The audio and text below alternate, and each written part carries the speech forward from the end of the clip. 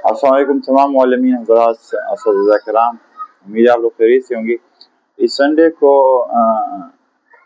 कोशिश की है कि एक नशिस्त हो जाए जिस पर बात हो जाए कि क्या सिर्फ हम एक जॉब कर, एक ड्यूटी कर रहे हैं, या हम एक मकसद के साथ हमारा दिन गुजर रहा है इस फील्ड, इस प्रोफेशन में, मौलमी में, टीचिंग में।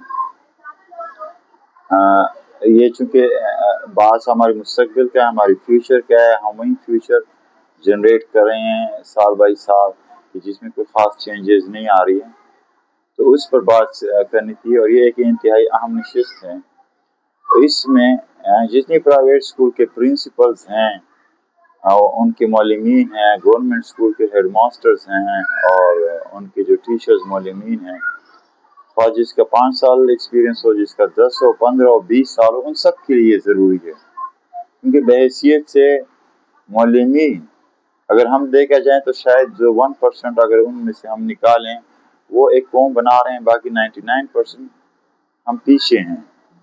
और हमें इसका खुद मुहासबा हमारा अपने आप का हमने करना है। तो बग़ैर किसी उसके कि मैं तो 20 साल से इस प्रोफेशन में हूँ, मुझे तो पता है, हमें पता नहीं है, हमें चीज़ों का पता नहीं है। कैसे?